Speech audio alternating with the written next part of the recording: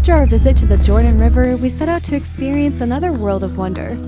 A body of water unlike any other. A magical experience too surreal for words. Floating effortlessly on an invisible raft that held us up the moment we lay back.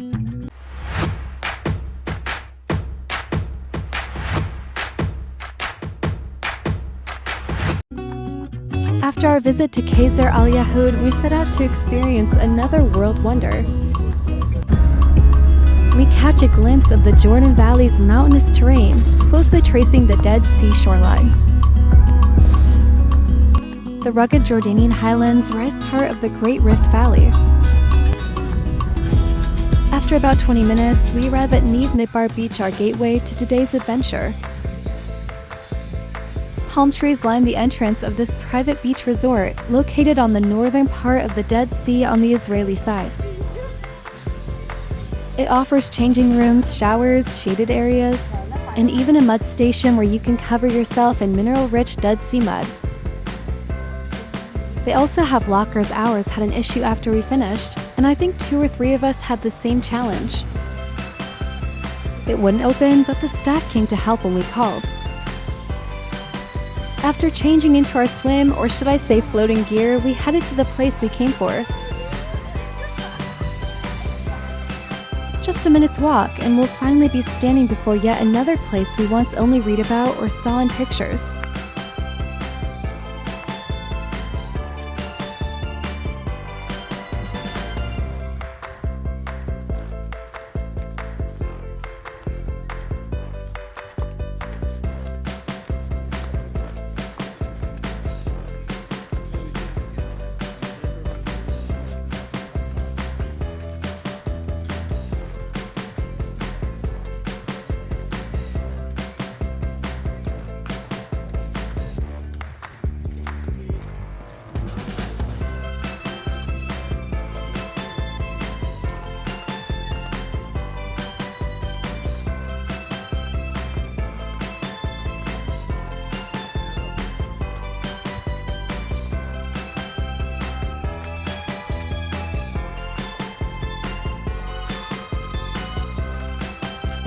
Aside from the wide beach area, it wasn't crowded either, just the perfect setting for a quiet, unforgettable moment.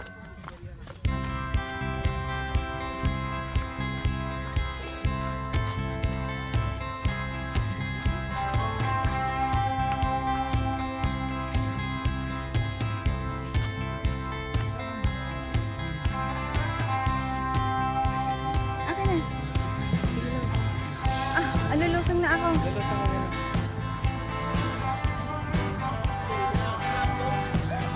Dito ka sa kabila, walang tao. Dito lang yung ano mo. Yeah, okay. Tanda, no? Finally getting to soak my feet in the Dead Sea. I moved at a slow pace. The ground felt soft and a bit slippery, like walking on a gentle, salty bed of mud. The Dead Sea is nothing like an ordinary beach. Beneath the surface, it's not just sand but layers of mineral-rich mud and salt deposits that give it that squishy, almost creamy texture. Its black mud is rich in minerals, making the seabed soft, smooth, and a bit slippery. Mixed with the mud are salt crystals and brine, giving the ground a slimy texture you won't feel in regular seas. With barely any waves, the mud stays undisturbed, building up in thick, slippery layers near the shore. I laid back, lifted my feet, and just floated like it was magic. Floating on a normal ocean or sea is possible for most people with the right technique and calm conditions. In an ordinary sea, one must learn to surrender, to breathe, to trust, to float. But here in the Dead Sea, the water holds you without asking, effortless as if the earth itself refuses to let you sink. The salt-laden waves cradle you like an ancient secret, and time feels slower, almost suspended. The world is breathtaking, a paradise filled with places that feel almost magical, even when science explains it. Some places still feel like wonders tucked quietly away. Beauty shaped by time, and something extraordinary. And how lovely it would be to carry that magic with us, to hold it in our hearts for the rest of our lives. To protect them, so that others too may one day feel this wonder. A reminder that peace, awe, and magic still exist. And we were lucky enough to witness it. Savoring the moment. We also applied Dead Sea mud packed with minerals like magnesium, calcium, and potassium. We didn't record that part anymore. We had already returned our cameras to the locker so we could fully enjoy the rest of our time floating. It's the stars in the night sky. I can show you more. To look up into the sky and pray for something, maybe it's you and I. And that's all I'm saying, give these things some time. We're on our way. Floating hand in hand in the Dead Sea, one of those rare moments when time feels like it stands still. No waves, no rush. Just a surreal experience suspended effortlessly in nature's saltiest embrace. With a salinity of 34%, it's nearly 10 times saltier than the ocean, which makes floating feel like magic. And yes, we got a taste of it, even if we didn't mean to. Ate Liesel didn't plan to float this time, but the camel ride caught her interest. She hesitated at first, but with a little friendly persuasion, she gave in. And judging by that smile, we'd say it was totally worth it. After Ate Liesel's camel ride, we began our journey back to the old city. This time, we didn't return to checkpoint 300 in Bethlehem. Instead, Mr. Mohammed drove us somewhere closer, though we're not exactly sure if it was Shuafate Road. From there, he kindly guided us to catch a bus heading back to the old city. Mr. Mohammed's service fee was 600 shekels, which we had agreed on. We gifted him an additional 200 as a token of appreciation for his excellent service, calm presence, and the way he made our journey feel safe and seamless. At the checkpoint to enter Jerusalem, all of us disembarked for passport checks before reboarding. Our time in Palestine may have been brief, but the places we saw with our own eyes and the stories we heard straight from the people who live there, whether about ancient history or everyday life, reminded us that there's a big difference between what you read or hear and what you witness for yourself. Some things need to be seen and heard in person to be truly understood. Only then do they become clearer, more meaningful, and closer to the truth. I gazed across the still waters of the Dead Sea. Beyond the mountains of the Jordan Valley rose like silent sentinels, witnesses to centuries of history, standing between two lands bound by nature and time. It was one of those moments that made me pause. Paul and I have come a long way. In our younger years, we faced more than a few battles, moments when dreams felt far out of reach. But through it all, God remained faithful. And now, to find ourselves here, standing in a place we never imagined reaching, reminded us just how far grace can carry you. Traveling to places like this isn't just about ticking off a destination. It's about honoring the journey that brought us here. So, hindi ka maganon.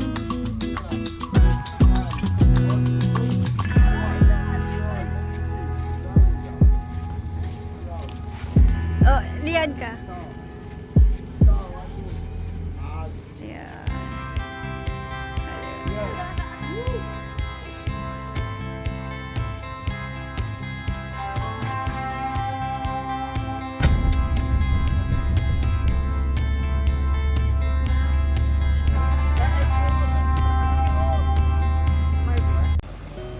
Around 6 p.m., we arrived back at Damascus Gate and re-entered the old city.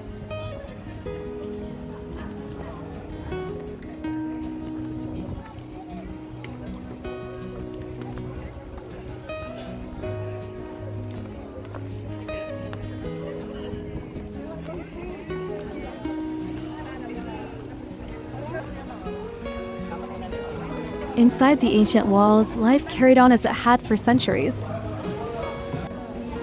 Locals tended to their shops and market stalls, making a living in the midst of history. Residents went about their daily routines, walking home, chatting with neighbors, picking up groceries. Tourists, like us, wandered through the narrow alleys, eyes wide with wonder, trying to take in the richness of every stone, scent, and sound. It was a vibrant blend of the everyday and the extraordinary.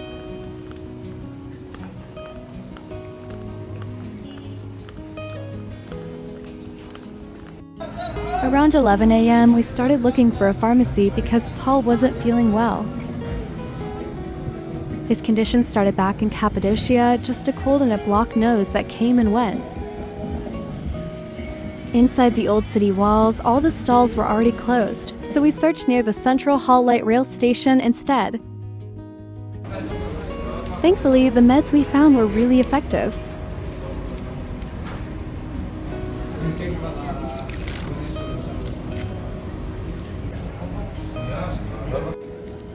While the old city had already quieted down, this area outside was full of life, mostly young people hanging out along the streets.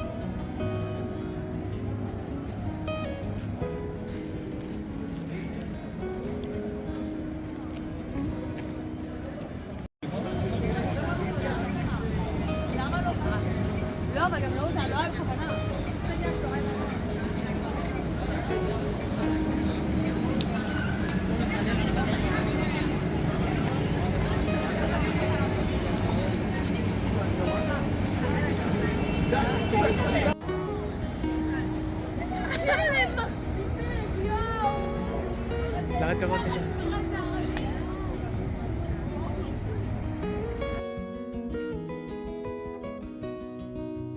Earlier exiting Gaffa Gate, we saw a lot of police, and on our way back, we noticed many Jewish people walking together. It seemed like there was an event happening that evening. It was probably one of the Selikat prayer gatherings held at the Western Wall, a tradition leading up to the Jewish High Holy Days. Please don't forget to subscribe and hit bell button of Paul Tonet for more videos.